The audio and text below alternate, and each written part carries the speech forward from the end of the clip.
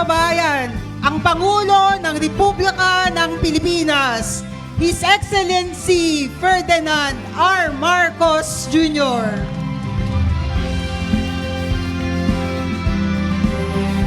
Kabsat Titoy Pangasinan.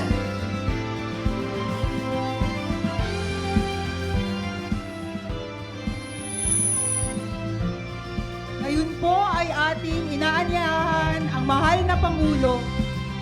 Unahan ang pamamahagi ng farm machineries and equipment, farm inputs at solar-powered irrigation projects mula sa iba't ibang ahensya ng gobyerno. Kasama sina Agrarian Reform Secretary Conrado Estrella III at National Irrigation Administrator Eduardo Eddie Gilen. Mula sa DAR, mamamahagi po tayo ng iba't iba ng 10 four-wheel drive tractor na may iba't ibang implements gaya ng disc flow rotary tiller na may kaubuang halagang mahigit na 49.6 million pesos para sa 10 agrarian reform beneficiary organizations na may 1,719 members. Mamamahagi din po tayo ng 2 unit ng multi-role power station na may kabuuang halagang 10 milyon para sa 2 arbo na may 326 members.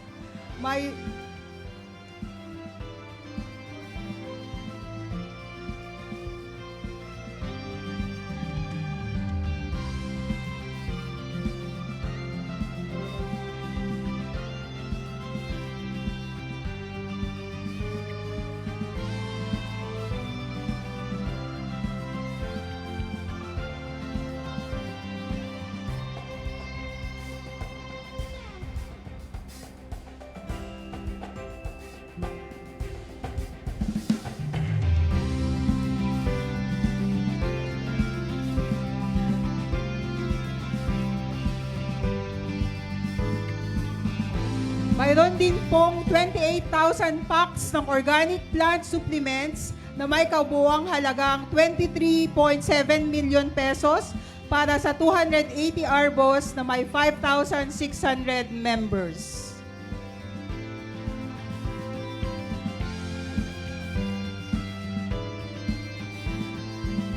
Mula naman po sa DA Philmec, makakatanggap po ang ating mga benepisyaryo ng 2 unit ng combine harvester na may halagang mahigit 3.8 million pesos. 2 unit ng 4-wheel drive tractor na may halagang mahigit 4.5 million pesos at 2 unit ng precision seeder na may halagang mahigit 3.4 million pesos. Ito po ay ipinamahagi sa ilalim ng Rice Competitiveness Enhancement Project. Mula naman po sa DA, mamamahagi tayo ng 2 unit ng traktor na may kabuuang halagang 388,640 million pesos at 24 sets ng pump at engine na may halaga na mahigit na 2.8 million pesos.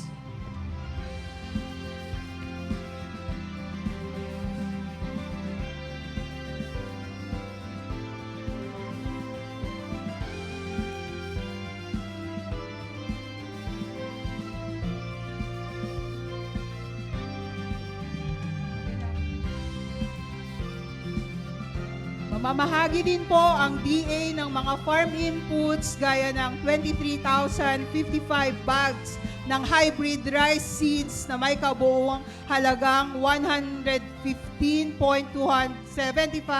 million pesos.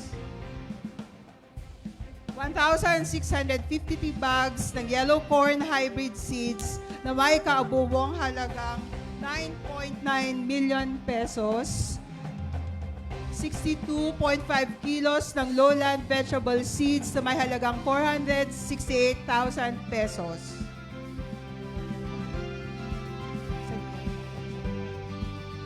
At mula naman po sa National Irrigation Administration o NIA, tayo po ay mag-turnover ng mga solar-powered irrigation project o SPIPS na may kabuuang halagang 141 million pesos para sa 11 Irrigators Association mula sa iba't ibang bahagi ng Pangasinan.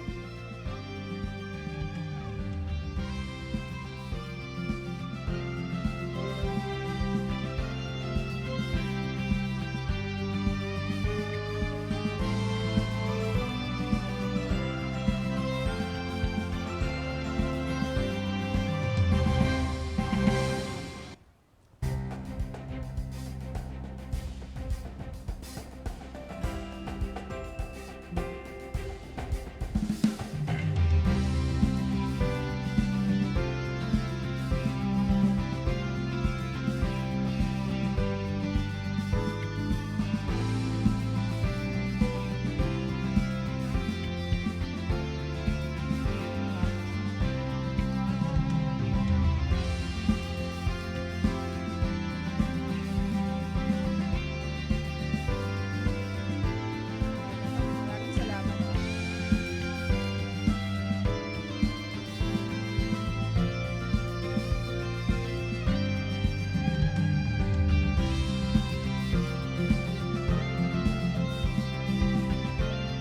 Kasalukuyan pong tinitignan ng ating mahal na Pangulo kung nasaan po ang mga na-turn over na mga solar-powered irrigation o projects or mga SPIS. Ito po ay nagkakahalaga ng 141 million pesos.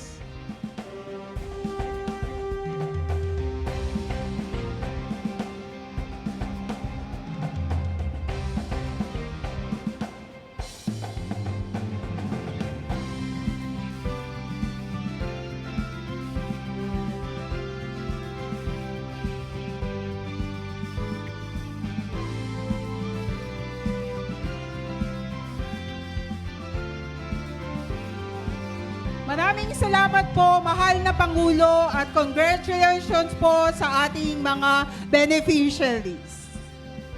Sa puntong ito ay nasasaksagin po natin ang briefing sa pangunguna ni National Irrigation Administrator Eddie Guillen ukol sa ating proyekto. Sa lugar pong ito, itatayo ang Lower Agno River Irrigation System Paitan Dam na inaasang matatapos sa Marso ng 2027.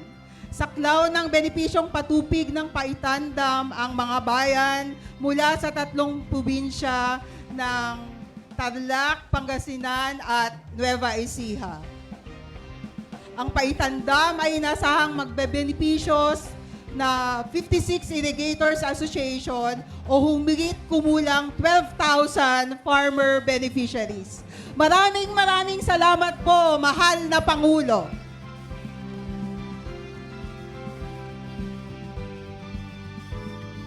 Muli, mga kababayan, ang Pangulo ng Republika ng Pilipinas, His Excellency Ferdinand R. Marcos Jr.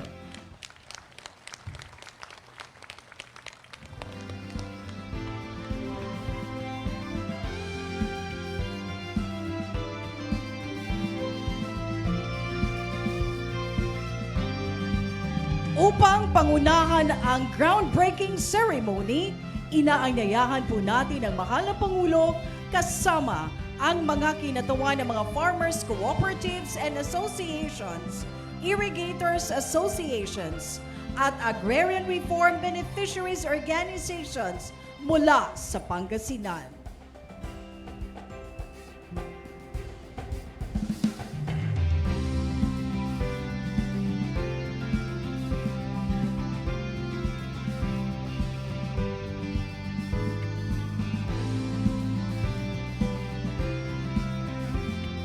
Sa puntong ito, atin pong tunghayan ang paglalagay ng blue.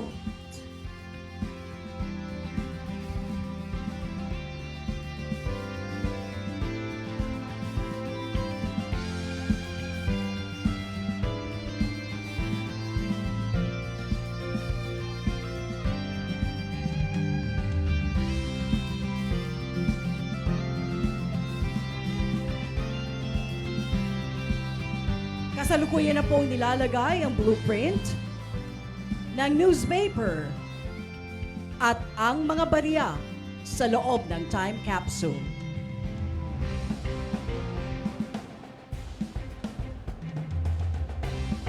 Kasalukuyan na po nating natutunghayan ang pagsasara ng time capsule.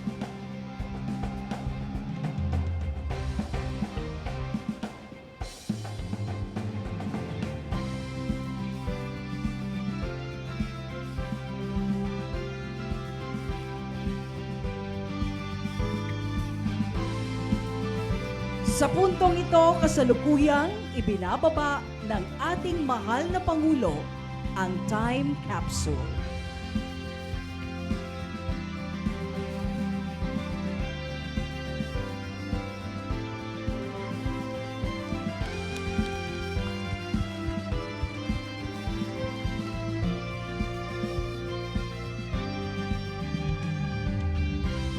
At ngayon naman po, atin pong masasaksihan ang pagbuhos ng lupa sa ibabaw ng time capsule.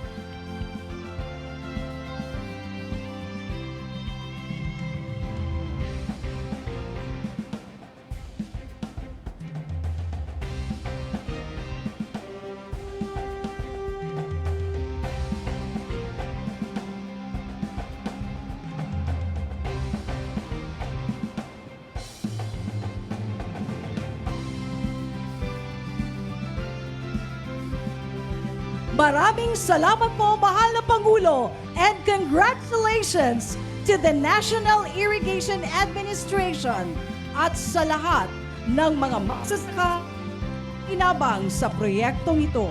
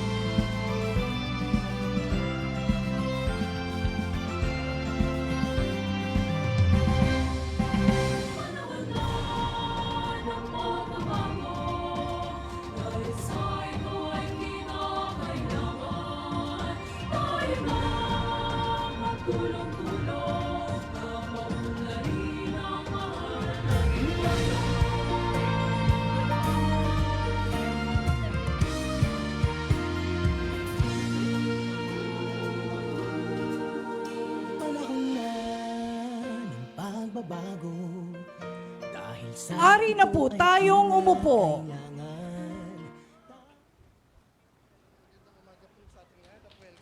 Magandang umaga po sa ating lahat at welcome po sa ating groundbreaking ceremony. Upang magbigay ng kanyang pambungad na pananalita, atin pong tinatawagan si Pangasinan Governor Ramon Gico III.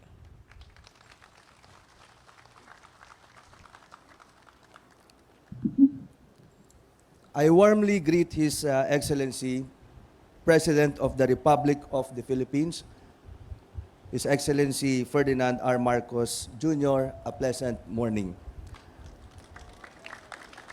Today marks a significant day for the province as we gather for the groundbreaking ceremony of the Lower Agno River Irrigation System, or LARIS, and the distribution of farm machinery, equipment, and inputs.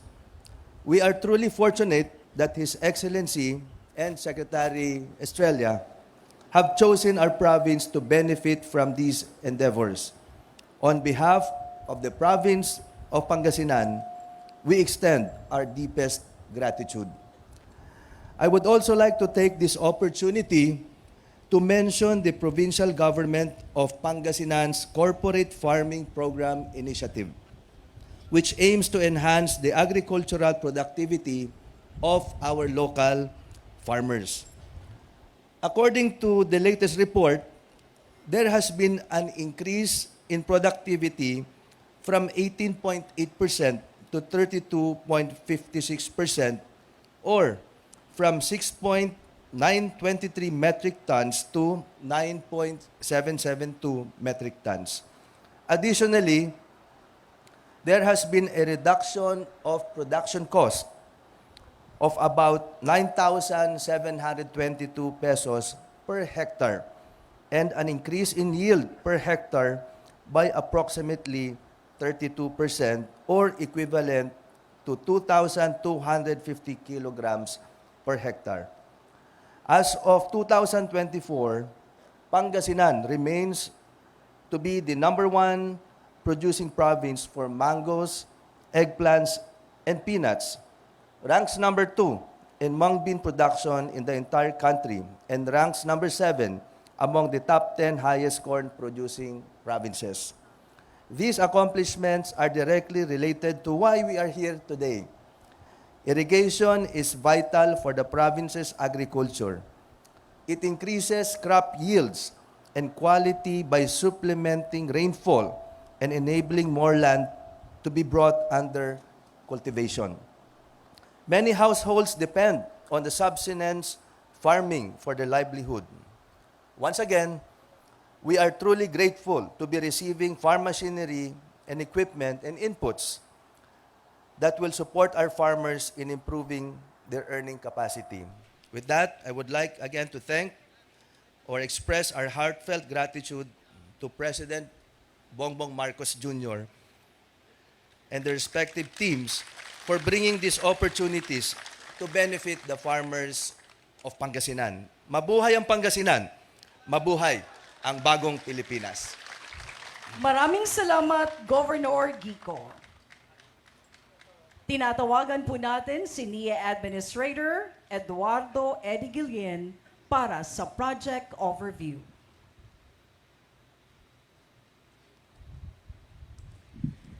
Thank you po. Naimbag bigat tayo amin na po.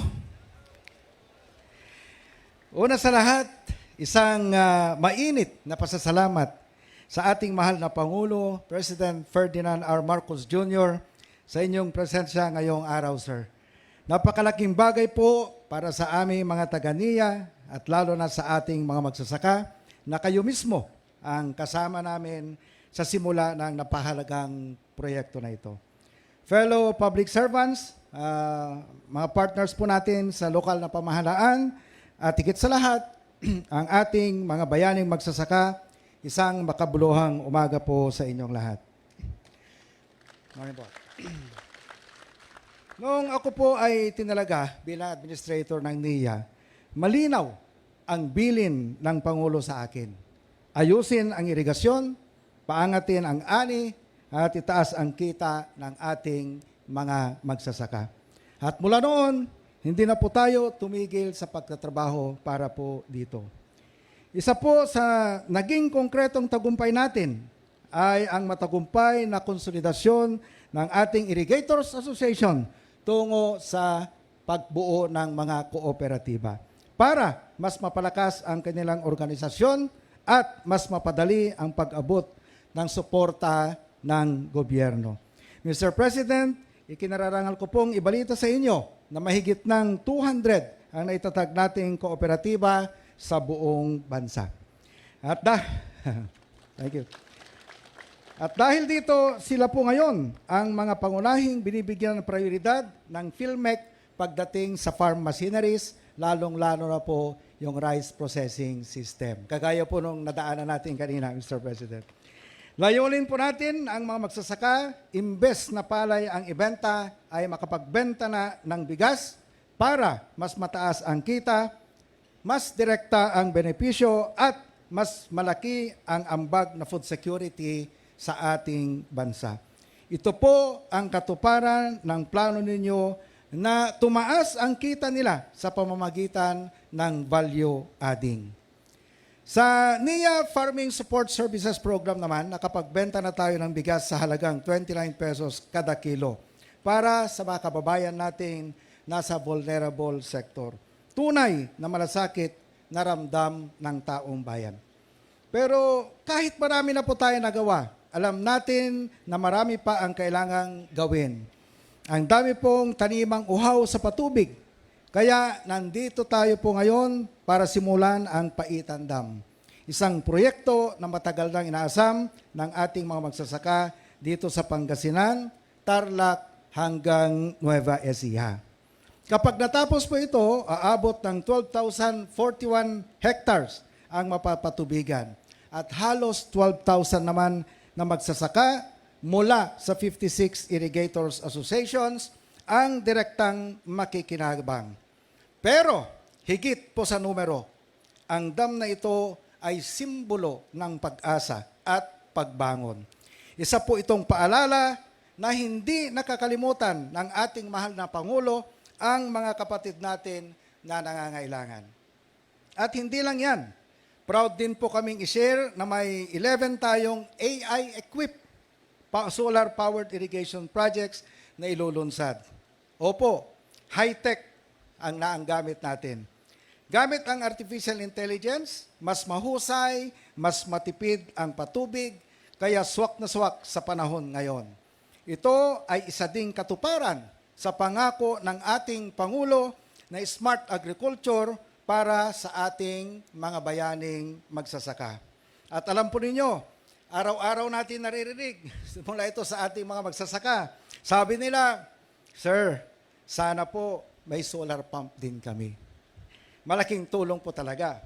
Mr. President, marami pa po ang napapa-sana all. Tama po sila. Ang SPIP ay wala ng krudo, kaya tipid. Halos wala pong maintenance yan. Madaling i-operate, pwede sa malalayong lugar, at higit sa lahat, hawak ng mga magsasaka ang kontrol sa patubig nila. Sabi nga nung isang kausap namin kanina, tuloy-tuloy daw po ang pagpump ng ating kanilang solar pump mula mga alas 7 ng umaga hanggang mag-alas 6 ng hapon. Kaya tuloy-tuloy po ang pagtulak natin ng mas marami pang ganitong proyekto. Dahil kung may matatag na irigasyon, mas sigurado ang ani. At kung mas sigurado ang ani, mas payapa ang buhay. Buong tiwala po ako sa NIA Region 1 sa pamumuno ni Engineer Jeffrey Catulin at sa lahat ng bumubuo ng team natin na mapadali ang pagtatapos ng projects na ito. Pero siyempre, ang tunay na susi ng tagumpay ay ang bayanihan natin ng gobyerno, ng LGUs at ng komunidad. Mga kababayan, hindi po natin magagawa ang mga ito kung wala ang suporta ng Pangulo. Ang lahat ng ginagawa natin ay para sa kinabukasan, para sa susunod na henerasyon ng magsasaka, at para sa isang bansang may sapat na pagkain at dignidad sa bawat Pilipino. Sa pangunguna ng Pangulong Marcos at sa pagkakaisa ng lahat ng sektor, sama-sama nating binubuo ang bagong Pilipinas. Mabuhay si BBM! Mabuhay ang mga bagong bayaning magsasaka! Salamat po. Mabuhay po tayo lahat. Maraming salamat po ni Administrator Gillian. Ngayon po ay ituon natin ang ating atensyon sa mga LED screens upang tunghayan ang audiovisual presentation para sa Laris Paitan Dam.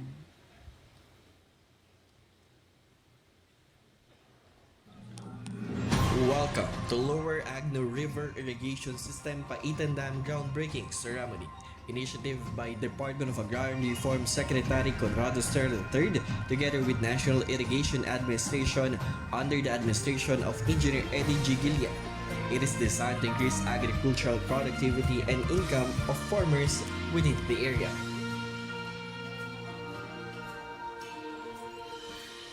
The project is situated in Barangay Paitan, Santa Maria, Pangasinan. This is another milestone from where the construction started in 1972, initiated by late Conrado Fabes Estrella Sr., which is under the administration of late President Ferdinand Marcos Sr. Today, the second infrastructure will rise and build for the benefit of all farmers under the administration of President Ferdinand Bongbong Marcos Jr., who give his full support to farmers. This project will irrigate approximately 12,041 hectares of farmlands from 3 provinces, namely Pangasinan, Tarlac, and Nueva Ecija, consists of 9 municipalities and will provide sustainable water supply to 56 irrigators associations with 11,942 farmers and their families. It aims to harness potential of local water resources, ensuring that every water supply is used smartly and efficiently. It is to irrigate farmlands and boost their agricultural outputs. The agency is clear with its objectives to serve farmers and increase farmers' income. It will also increase the areas to be benefited from irrigation services. Unang-una po, nagpapasalamat kaming taga-Laris sa paggawa po itong Paitan Dam, lalong-lalo na kay Secretary Conrado Estrella III at kay Administrator Eddie Guillen ng NIA. At lalong-lalo na sa ating pinakamamahal na Pangulo na sinakatuparan, na punduhan itong project na ito kay Tamdam. Kami po ay magpapasalamat sa ating mahal na Pangulo na sa ngayon may sakatuparan na magawa itong Paitang Dam na kahit tagal naming problema dito sa Lower Agno River Irrigation System. Maraming salamat po, mahal na Pangulo, sa iyong paggabay sa aming mga magsasaka. Thank you, Pangulo. This project is not just a structure for farmers, but will be a way and hope for everyone.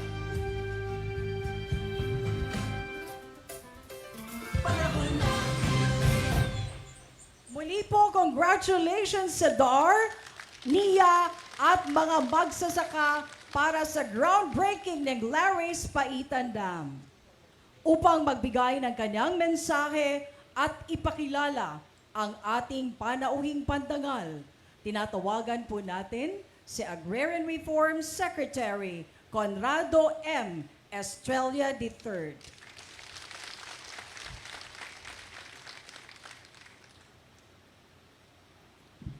Iti madaydayaw nga ipanpanakkel iti amyanan iti presidente tayo His Excellency Ferdinand Bongbong Marcos Jr.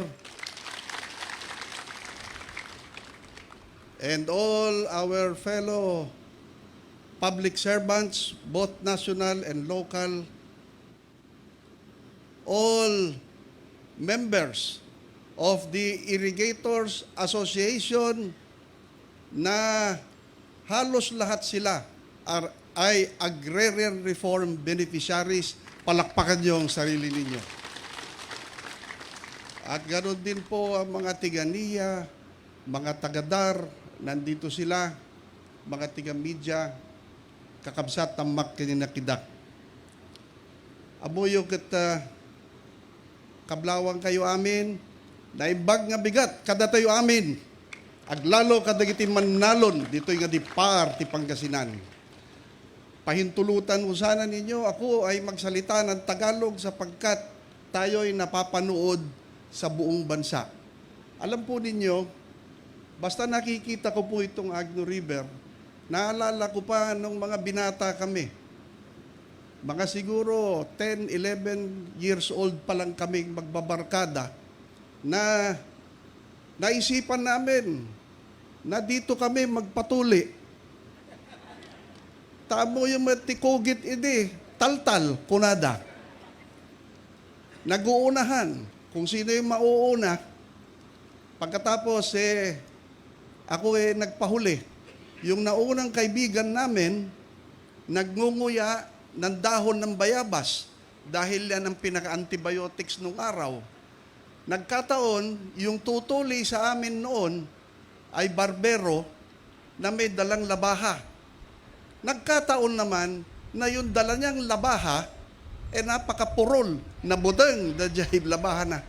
Kaya ho nung yung naunang kaibigan namin, nung hinampas na yung labaha, napakapurol, napaaray siya, nalunok pa niya, pati yung inunguya na dahon ng bayabas.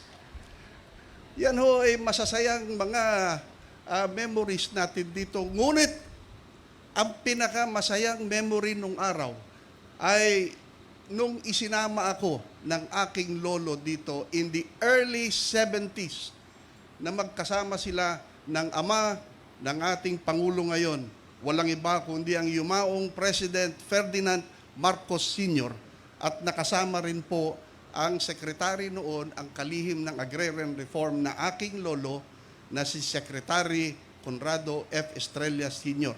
Sapagkat itong lugar na ito, itong Eastern Pangasinan at ang buong Pangasinan ay napakaraming agrarian reform beneficiaries. Halos lahat ng magsasaka rito, halos lahat ng membro ng Irrigators Association ay agrarian reform beneficiaries. Kaya naisip po ng ama ng ating mahal na Pangulo na mabigyan ng irigasyon, sapat na irigasyon ang ating magsasaka rito. Kanya't nagawa ito noon, itong tinatawag na LARIS, Lower Agno River Irrigation System. Ang ginagawa po noon natin, taon-taon, gumagawa tayo ng brush dam para itong tubig ng Agno River ay pumasok dito sa intake at magpunta doon sa mga irrigation canals natin. Ang irrigation canals pa noon, dahil hindi naman ganong kalakihan ng pondo, ay earth irrigation system. Hindi pa sementado, kaya't hindi masyadong nakakalayo ang tubig. Ito hong project na ito ngayon, nagsama-sama kami ng ating mahal na administrador ng NIA at mga tiga-NIA. Sa utos ng ating Pangulo, ang sabi niya, gawan ninyo ng paraan upang mabigyan natin ng irigasyon ang ating magsasaka. Tatandaan ninyo, nung ako ay nahalal na presidente, napakalaki ng lamang ko sa probinsya ng Pangasinan. Kinakailangan natin na tumanaw ng utang ng loob, ang sabi ng ating Pangulo. Kaya ito, ang gagawin natin ngayon, tamang-tama, nagpunta ang ating mga irrigators doon sa aming tahanan at nakipag-usap na nandito po ang ating presidente ng Irrigators Association ng LARIS na si Mr. Nasamba. At dito ho siya, Mr. President. Dati na hong presidente yan, nung unang-unang panahon pa lang ho, siya na ang presidente. Nag-resign po yan, may pumalit na matay. Pagkatapos po, meron na naman isang pumalit, namatay na naman ho. Bumalik siya, wala na hong gustong pumalit at baka mamatay uli. Kaya ho, mabuhay kayo, Mr. President. Eto na ho, nagtulong-tulong kami at naitaon naman na merong pondo na tinatawag na National Irrigation Administration Comprehensive Agrarian Reform Program Funds.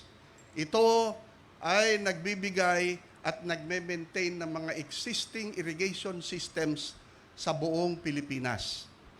At ako ay nagpapasalamat sa ating kaibigan na si Administrator Guillen na tiga Ilocos, kapareho nating Ilocano, at pinayagan niya yung initial budget na 250 million ay nagamit natin, nagbigay sila sa NIA. At ganon din po, yung natitira, ang ating Pangulo po, ang head ng Presidential Agrarian Reform Committee ng PARC.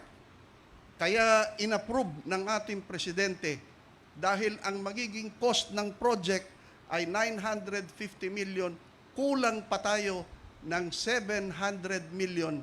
Ito agad-agad ay inapprove ng ating mahal na Pangulo bilang chairman ng Presidential Agrarian Reform Committee. Kaya ho, malaking bagay itong magagawa nitong dam na ito sapagkat naalala ko noon nung congressman pa ho ko ng distrito, taon-taon, yan sila Mr. Lilagan, Kadagiti Panglakayan tayo, Daapo Pentecostes, Daapo Rabang. Taon-taon ho yan, pumupunta sila doon sa bahay. Maaga pa lang, nagkakapin na sila doon, hihingi ng pang-bulldozer para nang sa ganon may divert yung tubig ng Agno River papasok sa intake. Ngunit lumalaki ang gastos, mabuti na lang nag-provide na ng allocation ang NIA. Mahirap po yan dahil temporary po ang solusyon. Ang gusto po ng ating mahal na Pangulo, ang mga problema, lalong-lalo na ang problema ng mga magsasaka, ang nagbibigay sa atin ng pagkain sa bawat tahanan na masolusyonan ang inyong mga problema. Hindi temporary o pansamantalang solusyon. Ang gusto ng ating mahal na Pangulo ay ang solusyon na hanggat sa mga sumusunod na henerasyon ay mapapakinabangan ng ating mga magsasaka. Ayan ho ang gusto ng ating mahal na Pangulo. At ang gusto niya ay siya mismo ang pumunta rito. 2 beses na ho hindi natuloy ito sapagkat meron mga importanteng lakad ang ating Pangulo. Ngunit sabi niya, gusto kong pumunta doon mismo. The President developed the habit, mula pa ho yan nung gobernador siya, of bringing government closer to the people. Yan po ang nais ng ating Pangulo na ilapit ang ating pamahalan, ang kanyang administrasyon sa ating mga magsasaka. Kaya ho, itong proyektong ito, napakalaki po ang may tutulong sapagkat 12,000 hectares po ang mabibigyan ng irigasyon ng tubig ng buong taon. Kaya po, buong taon, pwede na pong magtanim at umani ang ating mga magsasaka. At ganoon din po, dahil magkakaroon ng sariling patubig ang Lower Agno River Irrigation System, hindi na po tayo makikiagaw sa upstream. Hindi na ho tayo makikipag-away. Hindi na tayo aagaw pa ng tubig dito sa Balungaw, Umingan, Sangkintin, dito sa Natividad, sa San Nicolas, sa Tayug at parte ng Santa Maria. Magkakaroon na sila ng sarili nila, masosolo na nila ang kanilang irigasyon. Kaya ho yung sinasabi natin, ang makikinabang dito, 12,000 hectares dito na nasasakupan ng Laris, hindi lang po 12,000 dahil hindi na ho tayo makikihati sa upstream. Ang makikinabang po rito sa upstream ay 14,000 hectares. Kaya ho, itong proyektong ito ng ating mahal na Pangulo, 26,000 hectares po ang mabibiyayaan dito sa project na ito. Kaya maraming salamat po, ating mahal na Pangulo. At nasa inyong puso talaga ang ating mga magsasaka. At ito po ay siguradong makakapagbigay ng pagkain sa bawat tahanan at karagdagang kita sa ating magsasaka.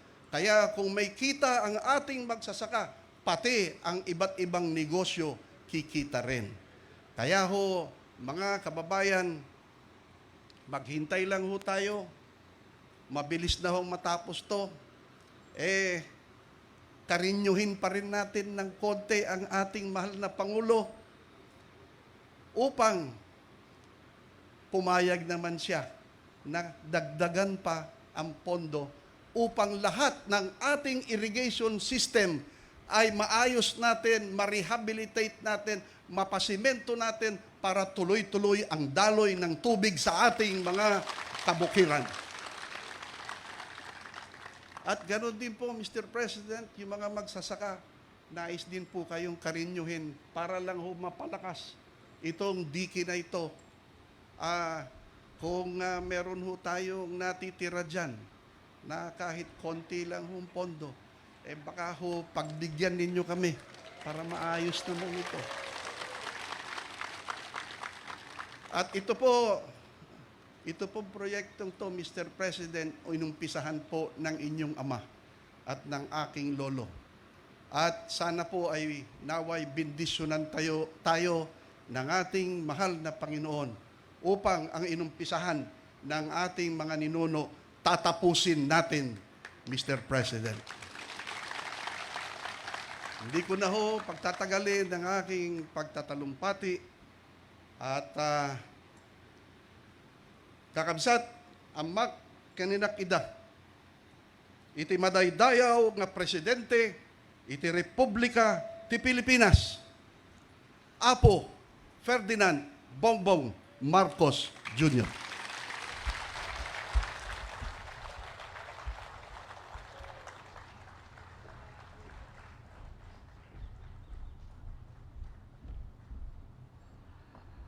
Justiglina, Agrarian Reform Secretary, Secretary Conrad Estrella III. Agtugaw po tayo ako.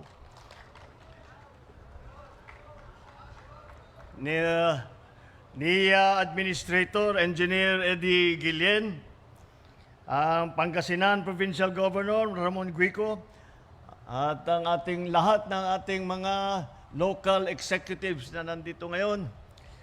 Santa Maria, Pangasinan Municipal Mayor, Mayor Julius Ramos, my fellow workers in government, sa ating mga agrarian reform beneficiaries, ang pinakamahalaga na kasama natin dito ngayon. Ladies and gentlemen, naimbag nga bigat yung amin na po. Noong nakaraang taon, matinding El Nino ang tumama sa ating bansa. Isa ang Pangasinan sa mga probinsyang nakaranas ng epekto ng tagtuyot. Ang buong Region 1 ay nakaranas ng kakulangan ng tubig na siyang nakasira ng mga pananim. Marami ang labis na naapektuhan. Natuyo ang mga pananim, maging ang pag-asa para sa mas masaganang ani. Pero ngayon, andito tayo para simulan ang solusyon. Meron po tayong ginagawa at meron po tayong magagawa. Imbis na bumaha tuwing tag-ulan, ang gagawin natin ay iipunin natin ang tubig para mapakinabangan sa panahon ng tagtuyot. At yan po ang gagawin ng Paitan Dam, isang permanenteng dam na bahagi ng Lower Agno River Irrigation System o LARIS dito sa Santa Maria. Hindi na pangarap ang pagkakaroon ng tubig, tag-araw man o tag-ulan, ang masaganang ani, abot kaya na. Layon po ng Paitan Dam na patubigan ang 6 na munisipyo dito sa Eastern Pangasinan. Mga bayan ng Santa Maria, Rosales, Santo Tomas, Alcala, Bautista, Bayambang. Pati na rin ang ilang bahagi ng San Miguel at Moncada sa Tarlac at Coyapo sa Nueva Ecija. Mula sa mga ilog ng Agno at Manila, ang dam na ay inaasahan magpapatubig sa mahigit 12,000 hektarya ng sakahan. Dahil dito, dadami ang ani at inaasahan ang pagtaas ng produksyon ng palay. Ngunit ang projection natin, Gob, na 9 tons per hectare, maganda-ganda na yon. Dahil kung tutuusin natin, ang official average, o Sendo, tama ba ito? Official average ng natin is 4.2, parang ganon. Yung ibang lugar, hindi pa naabot sa ganon, hanggang 3.6 lang, 3.4. Kaya kung kayo talaga ay nag-aani ng 9 tons per hectare, makita, maliwanag na maliwanag kung ano ang dinadagdag ng mahusay at walang patid na irigasyon para sa ating mga magsasaka. Mas malaking kita, mas malaking ginhawa sa ating mga magsasaka. Hinihiling ko sana na matapos na ito sa 2027 o mas maaga pa kung maaari, para naman maramdaman kaagad ng mga kababayan natin ang benepisyo ng LARIS Paitan Dam. Bukod sa pagpapasinayan ng LARIS Paitan Dam, narito din ako kasama ang ilang kawani ng DA at saka ng DAR. upang magbigay ng karagdagang tulong sa ating mga magsasaka at Agrarian Reform Beneficiaries o ang ARBs. Ang DA po ay narito para magbahagi ng mga hybrid rice seeds, garden tools at ibang pang mga farm input. Sigurado pong makakatulong ang mga ito para dumami ang inyong ani. Sa ilalim naman ng Climate Resilient Farm Productivity Support Project ng DAR, nagpapamahagi po tayo ng mga pakete ng organic plant supplement sa halos 6,000 na AR beneficiaries at Agrarian Reform Beneficiary Organizations dito sa Pangasinan. Mayroon ding ipamimigay na 10 na 4-wheel drive na traktor. Kasama kompleto ang mga makinarya, mga implement at 2 multi-role power station para sa ating mga Agrarian Reform Beneficiary Organizations dito sa Pangasinan. Nasaksihan rin natin ngayon ang ceremonial turnover of certificates sa masasaksihan natin sa mga naitayong solar-powered irrigation pumps dito sa Pangasinan. Ang maganda dito sa solar-powered irrigation pump ay ito ay sustainable solution sa modernong pagsasaka. Pag naikabit na ito, at kumukuha na ng kuryente sa araw, hindi na po kailangan maglagyan ng krudo. Hindi, ang maintenance lang po dyan, minsan-minsan, babaklasin ninyo yung bomba, lilinisin, aayusin. Kung may nasirang pyesa, papalitan ng konti. Tapos, yun lang, yung solar array, basta't malinis, laging lilininis. Yun lang naman, ang maintenance. Wala no, pagkatapos noon, hindi na kailangan na makabili ng krudo, hindi na kailangan na maglagay ng mga mahabang sistema ng kuryente dahil nandyan na lahat doon sa solar-powered irrigation system. Kaya kayang magpatubig kahit walang kuryente, mas tipid sa gastos, hindi makakasira sa kalikasan. Patunay ito na kung sama-sama tayong kikilos, kayang-kaya nating isulong ang makabagong teknolohiya na mapapakinabangan ng ating mga magsasaka. Mula po nang tayo ay maihalal sa posisyon, tinutukan po natin ang seguridad sa pagkain at ang pagpapalago ng sektor ng agrikultura. Kasama na riyan ang siguruhing produktibo at masagana ang kabuhayan ang ating mga magsasaka. Simula noong 2022, nakapagbigay tayo ng makinaryang pansaka dito sa Pangasinan. At dahil dyan, higit sa 100 Agrarian Reform Organizations sa Pangasinan ang natulungan natin. Bawat makina dito ay nagbibigay ng dagdag ng kita at dagdag sa ani. Kung may mabawas man, ay sana yun ang inyong pagod at ang oras ng trabaho para naman sa mas maraming panahon para sa pamilya. Kaya naman para po sa ating mga magsasaka, makakaasa kayo na nandito ang inyong pamahalaan na handang umagapay sa inyo. Hiling ko lang po, patuloy tayong magtulungan. Kapit-bisig natin palakasin ang sektor ng agrikultura at tiyakin na may pagkain sa hapag ng bawat Pilipino. Ang patunayan, nataglay natin ang diwa ng bagong Pilipina na may disiplina, may husay, at may pagmamahal sa bayan. Maraming salamat po at mabuhay ang ating mga magsasaka. Mabuhay ang Pangasinan, mabuhay ang bagong Pilipinas. Diyos tiagdina, igda kayo amin na po. Maraming salamat po, mahal na Pangulo. At dito po nagtatapos ang ating programa. Pero bago po yan, inaanyayahan po natin ang ating mahal na Pangulo na magtungo sa ibaba ng entablado para sa group photo opportunity kasama ang lahat ng mga benepisyaryo at mga panauhin.